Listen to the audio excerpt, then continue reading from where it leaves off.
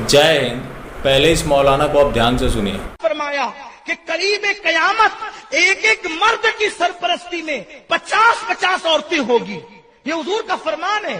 तो जैसे जैसे कयामत करीब है, हमारा ईमान है कयामत करीब है, तो कयामत की करीब कुर्बत की अलामत ये है कि मर्द कम होंगे और औरतें ज्यादा होगी।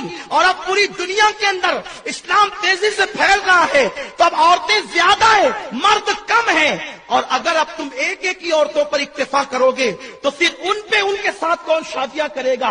तो मेरा मशवरा ये है कि जिनको अल्लाह ने दौलत दी है, जिनको अल्लाह ने माल दिया है, जिनको अल्लाह ने इतनी इस्तिताअत दी है, वो एक के अलावा 2 भी करे, 3 भी करे, 4 भी करे। और खवात अगर इसकी जगह कोई एक हिंदू होता, अगर छोटा सा भी कोई बयान दे दिया होता, तो आज देश में इंटॉलरेंस बढ़ गया होता। हर जगह लोग छाती पीट रहे होते, मीडिया में डिबेट हो रहा होता, सोशल मीडिया में ट्रेंड हो रहा होता। लेकिन इस मौलाना ने जो बोला है, ऐसे वीडियोस हमेशा आते रहते। इनका यही प्लान है, चाहे वो मौलाना हो या कोई नेता हो या बड़े पद पर बैठा हो, सबका एक एजेंडा है, गजवाए हिंद। यही बात तो यति नरसिम्हानंद सरस्वती भी बता रहे हैं। इसमें आपने ध्यान दिया होगा, उसने एक शब्द कहा कि आने वाले समय में हमारे पास औरतें ही औरतें होंगी।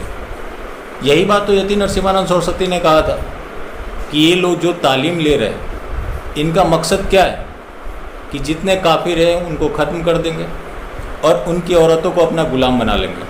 वही प्लान तो ये समझा रहा है और लोगों से आग्रह कर रहा है कि जो लोग सक्षम हैं वो ज़्यादा से ज़्यादा शादी करें, ज़्यादा से ज़्यादा बच्चा पैदा करें, ताकि संख्या होगी, फिर हम इसके ऊपर कब्जा करेंगे। ये भी कहीं तालीम दे रहा होगा। एक बिहार में घटना घटी है, उस मौलाना के बारे में लोग ये बता रहे हैं कि हम जानते ही नहीं हैं।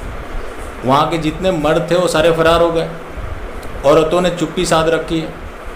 वो मौलाना पिछले 7 साल से वहाँ रह रहा था। बगल के लोग बता रहे हैं कि वो पिछले 7 साल से वहाँ रह रहा था। वहाँ छोटे मोटे बम धमाके होते रहते थे। जब वहाँ मस्जिद में ब्लास्ट हुआ, ये मौलाना भी उड़ गया। इसको घायल अवस्था में हॉस्पिटल ले जा रहे थे। जब ये रास्ते में इसकी डेथ हो गई तो इसको इन्होंने फेंक दिया, इसलिए कि इनकी पोल ना खुल जाए। वही औरतें जो वहाँ बच गई हैं, वो ये बोल रही हैं कि यहाँ पे तो सिलेंडर फटा था। तो सोचिए इनकी कैसी प्लानिंग है। और लगभग हर जगह की यही स्थिति है। मैं ये नहीं कहता कि हर जगह बम बनाने की ट्रेनिंग दी जाती है, लेकिन कट्टरवाद की शिक्षा हर जगह दी जाती है। वसीम रिजवी ने जो याचिका लगाई थी, ऐसे ही तो नहीं लगा दिया था। उसमें कुछ सच्चाई तो है। आप चाहें तो गूगल करके देख सकते हैं कि ये काफिरों के बारे में क्या सोचते हैं, इसलिए आप पढ़ सकते हैं। लेकिन उनकी आवाज़ को दबाया गया, क्योंकि जो ये पूरा सिस्टम है वो जिहाद फेवरेबल है। उसी का परिणाम है कि आज इनकी नौटंकी चल रही है। दूसरे देशों में ऐसी चीज़ों को बैन किया जाता है, हम खुश हो जाते हैं, लेकिन हमारे देश में ऐसी चीज़ों को प्रोत्साहित किया जाता है। मैंने एक वीडियो बनाई थी जिसमें बताया था कि इनको किस तरह से सरकार के द्वारा फंडिंग की जा रही है। अक्सर हम खुश होते हैं कि इतने आतंकी मारे गए, लेकिन खुश होने का हमारा कोई औचित्य नहीं बनता, क्योंकि 4 आतंकी मारे जाएंगे, 5 आतंकी मारे जाएंगे या 50 मारे जाएंगे, उसमें हमारे सैन्य बल के लोग भी शहीद होते हैं। क्या फ़र्क पड़ता है जो कुछ मारे जाते हैं, उससे ज़्यादा तो पैदा हो जाते हैं। लेकिन सरकार ऐसी चीज़ों को पोषित कर रही है जिसका नाम दिया गया है कि हमें हर किसी का भरोसा जीतना है, सबका साथ, सबका विकास, सबका विश्वास, जिसका परिणाम लोग भुगत रहे हैं। वहाँ पे आज कोरोना नहीं होता तो बच्चे भी होते, वो भी मारे जाते।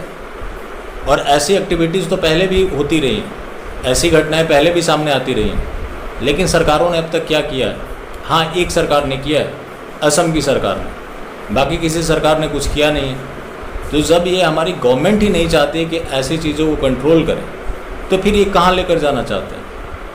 क्योंकि ऐसी घटनाओं को रोका नहीं गया तो ये तो बढ़ ही रहा है, और आने वाले समय में इतना बढ़ जाएगा कि इसको कंट्रोल करना मुश्किल हो जाएगा। ये लोग रोज़ लोगों की हत्या और बलात्कार कर रहे हैं, ऐसा करने की धमकी देते हैं। वहाँ लोगों को सद्भावना की खुशबू आती है। जहाँ कोई संत अपने धर्म को बचाने की बात कर देता है, वहाँ नफरत की बू आती है।